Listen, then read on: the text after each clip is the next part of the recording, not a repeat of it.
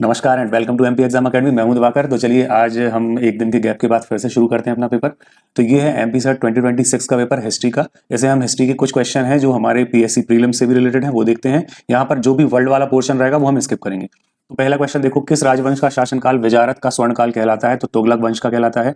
दिल्ली सल्तनत में प्रांत में नियुक्त ख्वाजा निम्नलिखित में से किसकी निगरानी करता था? तो वित्तीय मामलों के लिए कौन है? ख्वाजा है। और वजारत का स्वर्णकाल कौन है? तो भैया तुगलक वंश में है। आगे देखो, निम्न में से किस विभाग से दीवाने बयूतात का संबंध है? तो कारखाना विभाग से बयूतात है। और ख्वाजा कौन है? तो ख्वाजा है वित्तीय मामलों का निगरानी करने वाला। ये चीज याद रखना है, वन लाइनर है ये। कौन सा सूबा 1580 में अकबर के शासनकाल में सूबा नहीं था? तो कंधार नहीं था। नेक्स्ट क्वेश्चन की बात करते हैं। तो बोल रहा है कि निम्नलिखित में से किस मुगल सम्राट के शासनकाल में चकला नामक प्रशासनिक इकाई का सृजन किया गया? तो शाहजहां के में चकला बनाया गया। किससे शेरशाह द्वारा प्रतिपादित राई का संबंध था? फसलों की दरों की सूची से संबंध है। शेरशाह द्वारा प्रतिपादित रे या फिर राई। चलिए अब देखो, राई तो आप समझते हो फसल ही है, ठीक है, सरसों का। और तो आपको कहीं और कुछ नहीं लगाना है, जो सिंपली मीनिंग है वही लगा देना है। मनसबदारी व्यवस्था में मासिक वेतन सारणी का प्रारंभ करने वाला मुगल सम्राट कौन है? तो शाहजहां है। शाहजहां और क्या कर रहा है? तो शाहजहां कर रहा है चकला नामक प्रशासनिक इकाई का। क्लियर है। मनसबदारी में मासिक मंथली वेतन कौन दे रहा है? सैलरी तो शाहजहां ही दे रहा है। नेक्स्ट की बात करें, बहमनी साम्राज्य में तरफ क्या था? तो प्रांत होता था तरफ। विजयनगर साम्राज्य में अथवनी का संबंध किससे है? तो राजस्व विभाग से अथवना है। निम्नलिखित में से किसने मंगोलों को दिल्ली में बस जाने की अनुमति दी थी? जलालुद्दीन खिलजी ने दी थी।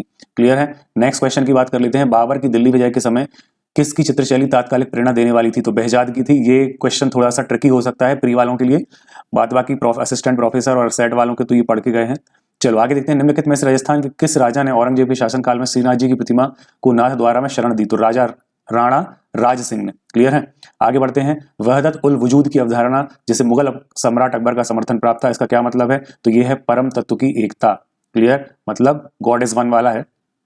नागर शैली की स्थापत्य का उत्कृष्ट नमूना कौन है? तो लिंगराज मंदिर, भुवनेश्वर, उड़ीसा। किसके नाम पर इल्तुतमिश ने दिल्ली में मदरसा मुअज्जी नामक मदरसे की स्थापना कराई? तो मोहम्मद गौरी के नाम पर कराई। मध्यकालीन भारत में कौन सी महिला सूफी संत चमत्कारिक शक्तियां प्राप्त होने का दावा करती थी? बीबी सारा। नेक्स्ट क्वेश्चन की बात कर लेते हैं। निम्नलिखित में से कौन सी चीज गयासुद्दीन तुगलक के मकबरे की विशेषता है? तो ढलवा दीवारें। ये इंपॉर्टेंट क्वेश्चन है, समझ गए आप लोग। आपको ये कम से कम एक बार तो देख लेना है। अपन इतनी आराम से करते हैं और इतना अननेसेसरी टाइम बर्बाद भी नहीं करते हैं कि आप इसको 2 बार आराम से देख सकते हो। किस मुगल सम्राट ने तंबाकू का प्रयोग निषिद्ध किया? तो जहांगीर ने कर दिया, है ना। चलिए, निम्नलिखित में से किसने महाराज छत्रसाल बुंदेला की यशो गाथा छत्र प्रकाश की रचना की है? तो गोरालाल पुरोहित। गोरालाल पुरोहित, याद रखो, गोरालाल पुरोहित छत्रसाल की रचना की है इन्होंने। ठीक है, छत्रसाल की गाथा। अकबरकालीन महान आचार्य महेश ठाकुर का संबंध किस संस्थान से है? तो मिथिला से। महेश मिथिला। क्लियर। आगे बढ़ते हैं। नीले जल की योजना, ब्लू वाटर प्लान किसका है? तो अल्मीडा है। ये अल्मीडा कौन है भैया? पुर्तगाली है, याद कर लेना। ब्रिटिश गवर्नर जनरल पर महाभियोग का मुकदमा चलाया गया था वारेन हेस्टिंग्स पर। क्लियर। अल्मीडा का क्या है? ब्लू वाटर है। वारेन हेस्टिंग्स का क्या है? महाभियोग है। 1859-60 में होने वाली नील विद्रोह से कौन संबंधित है? किसान है ना। किस भारतीय ने ब्रिटिश आर्थिक नीति का विश्लेषण नहीं किया? तो वल्लभ भाई पटेल ने नहीं किया। कौन पेशेवर इतिहासकार 1857 के विद्रोह को भारतव्यापी ना होने के कारण राष्ट्रीय नहीं मानता? तो आरसी मजूमदार नहीं मानते हैं। आगे कृपा के प्रकाशक, ये तो बहुत इंपॉर्टेंट क्वेश्चन है, शिशिर घोष। आगे बढ़ो। नेक्स्ट देखो, किस वायसराय ने 1870 में केंद्रीय एवं प्रांतीय व्यवस्था को अलग करने के लिए प्रथम कदम उठाया? मेयो। अब आपको बताना है कि जिसमें पहली गणना हुई थी, जनगणना, वो किसका कार्यकाल था। चलिए आगे बढ़े। किस भारत सरकार अधिनियम के द्वारा प्रांत में द्वैत शासन व्यवस्था लागू की गई? तो 1919 का चेम्सफोर्ड वाला सुधार है। नेक्स्ट देखो, ए हिस्ट्री ऑफ ब्रिटिश इंडिया किसके द्वारा लिखी गई है? जेम्स मिल की पुस्तक है। आगे बढ़ते हैं। जातिगत अन्याय से लड़ने के लिए एक जाति एक धर्म सभी के लिए एक ईश्वर का नारा किसने दिया? नारायण गुरु ने दिया। कौन देगा? ये सब बातें कौन करता है? गुरु करता है, तो नारायण गुरु। 1857 में भारत के निम्नलिखित में से किस स्थान पर विश्वविद्यालय की स्थापना नहीं हुई? तो दिल्ली में नहीं हुई थी। 1835 में किसने भारतीय प्रेस को प्रतिबंधों से मुक्त कर दिया? तो मेटाकाफ, इसलिए से भारतीय प्रेस का मुक्तिदाता भी कहते हैं। आगे बढ़ते हैं। नेक्स्ट क्वेश्चन की बात करें। दक्कन दंगा आयोग की रिपोर्ट किस वर्ष ब्रिटिश संसद में रखी गई? तो 1878 में रखी गई। बाल गंगाधर तिलक के संपादन में निकलने वाले अखबार केसरी किस भाषा में था? तो किस में हो सकता है? मराठी में। ऑब्वियस सी बात है। किस अधिनियम के द्वारा भारतीय व्यापार पर ब्रिटिश इंडिया कंपनी का एक अधिकार समाप्त कर दिया गया? तो आपको लगाना है 1813 का चार्टर एक्ट। नेक्स्ट क्वेश्चन, स्थायी बंदोबस्त पर किसने टिप्पणी की? 1793 से स्थायी बंदोबस्त के तहत भूमि धारकों ने अपने हाथ में दी गई शक्ति के माध्यम से लगान बढ़ाने के हर उपाय अपनाए। तो राजा राम मोहन राय। अकबर द्वितीय ने क्या बोला? बताओ जल्दी से, क्या बोला? और अकबर द्वितीय का ही मुकदमा लड़ने कहां गए थे? ब्रिस्टल, और ब्रिस्टल में उनकी हो गई मृत्यु 1833। चलो आगे बढ़ते हैं। अप्रैल 1918 में भारत का प्रथम trade union Madras labour union को किसने बनाया? बीपी वाडिया। किसने बनाया? वाडिया। क्या? वाडिया को याद रखोगे, BP Wadia Madras labour union. ठीक है, चलिए आगे बढ़ते हैं। नेक्स्ट देखो, बस्तर क्षेत्र में 1910 में आदिवासी विद्रोह का नेतृत्व किसने किया? लाल कलेंद्र सिंह। बस्तर लाल कलेंद्र सिंह, ऐसे कर लो बस्तर लाल कलेंद्र सिंह। 1886 में कांग्रेस संविधान में किसने अंग्रेजी राज्य के लाभों का विस्तार पूर्वक वर्णन किया है? तो दादा भाई नौरोजी ने किया है। दक्कन सभा की स्थापना महादेव गोविंद रानाडे ने की है। भारत में यूरोपियों की प्रथम राजनीतिक हत्या किसने की? तो चाफेकर बंधुओं ने की। क्लियर, चापेकर जो भी है वो लगा देना, चापेकर बंधु। महाराष्ट्र का सुकरात किसे कहेंगे? महादेव गोविंद रानाडे को कहेंगे। दांडी यात्रा कहां से स्टार्ट हुई? तो यह साबरमती आश्रम से स्टार्ट हुई। नेक्स्ट क्वेश्चन देखो, सुभाष चंद्र बोस ने फॉरवर्ड ब्लॉक कब बनाया? कि जब कि पट्टाभी सीतारामैया हार गए त्रिपुरी अधिवेशन में और गांधी जी रूठ के बैठ गए, तो फिर उन्होंने क्या किया? 1939 में फॉरवर्ड ब्लॉक बनाया। जम्मू कश्मीर के हरि सिंह ने कब साइन किए? तो 26 अक्टूबर 1947 को किए। संविधान सभा का निर्माण कहां से हुआ? तो कैबिनेट मिशन से हुआ, 1946। नेक्स्ट देखते हैं, राज्य पुनर्गठन आयोग से कौन संबंधित नहीं है? तो देखो फजल अली कुंजरू पणिकर तो हैं, ये कृष्णालू नहीं है। 1954 में चीन के किस प्रधानमंत्री ने भारत आकर पंचशील का समर्थन किया? तो याद रख लो भैया, चाउ एन लाई ने। किसने? चाउ एन लाई ने कहा कि हम पंचशील का सिद्धांत का समर्थन करते हैं, और फिर आप देखोगे 62 में हो गई लड़ाई।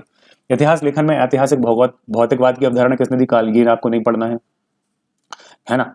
अब ये पढ़ना है, निम्नलिखित इतिहासकारों में किसे भारतीय राष्ट्रवादी इतिहास लेखन का अग्रणी मानते हैं? R C Majumdar. इन्होंने ही क्या किया है? 1857 की क्रांति को राष्ट्रव्यापी नहीं माना।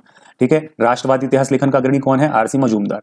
नेक्स्ट देखते हैं, किस भारतीय इतिहास की पुनर्व्याख्या का समर्थन किया है? किसने? ताकि दलित और पिछड़ी जातियों का योगदान उजागर हो, तो ज्ञानेंद्र पांडे ने किया है।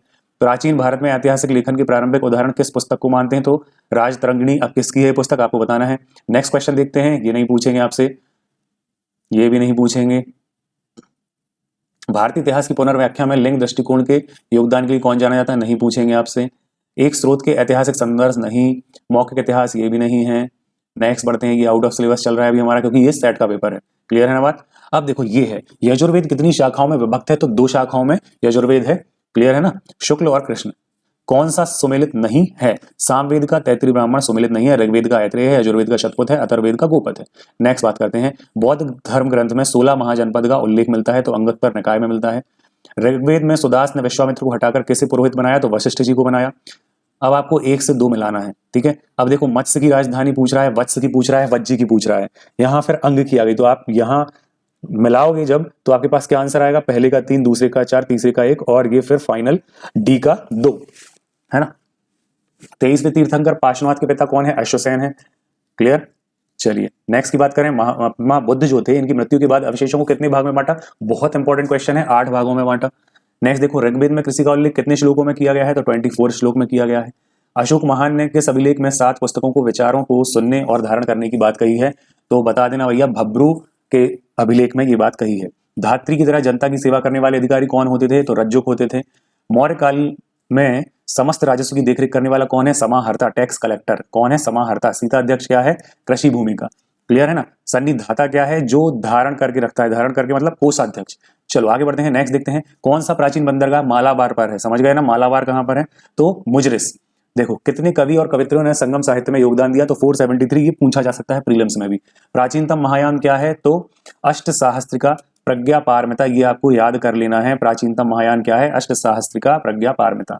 आगे बढ़ते हैं, गुप्त काल में गुप्तपाल में महापीलुपति। महापीलुपति कौन है? तो हाथी की सेना का, पीलू से याद रखना है, हाथी। क्लियर है ना, हाथी की सेना वाले हैं पीलुपति।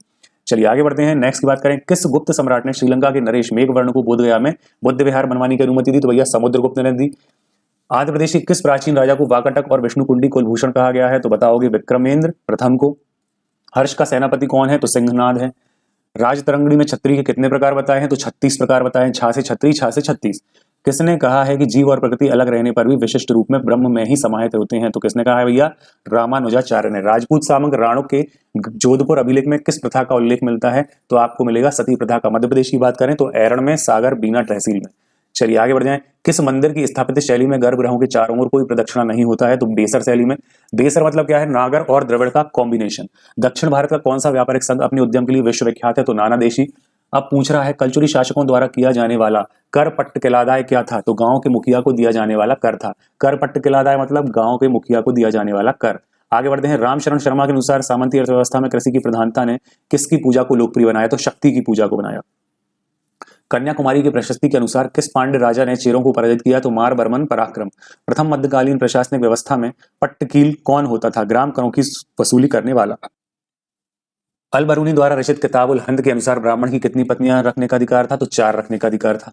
चलो, तराइन का युद्ध किस वर्ष लड़ा गया? द्वितीय पूछ रहा है तो 1192 में लड़ा गया। 1192 में लड़ा गया तराइन का दूसरा युद्ध। पृथ्वीराज की इसमें हार हुई, फिर 94 में गौरी अपना जयचंद भी हार जाएगा।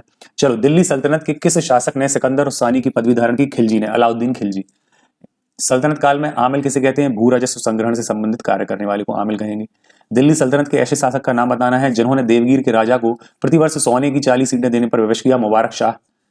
टंग के सियाह क्या है? तो मुगल मतलब मोहम्मद तुगलक द्वारा जारी किया हुआ सिक्का। तुगलक द्वारा जारी किया हुआ सिक्का क्या है? टंग के सियाह। टंग के सियाह। फिरोज शाह तुगलक ने सैन्य विभाग के प्रधान को क्या कहा? तो आरजे ममालिक या ममालिक, आरजे ममालिक। सल्तनत काल में चांदी का 1 टका कितने समतुल्य है? तो 48 जीतल के बराबर है। तो जो कि बाबरी किस भाषा में लिखा गया है? तो टर्की या फिर तुर्की भाषा में। जब्त प्रणाली को सर्वप्रथम किस शासक ने लागू किया? तो शेर शाह ने लागू किया। आगे बढ़ लेते हैं। नेक्स्ट देखो, 1630-31 में दक्षिण और गुजरात की तीव्र अकाल की दुर्दशा का वर्णन किसने किया है? तो मिराज अमीन काजनीवी ने और अब्दुल हमीद लाहौरी दोनों ने ही किया है।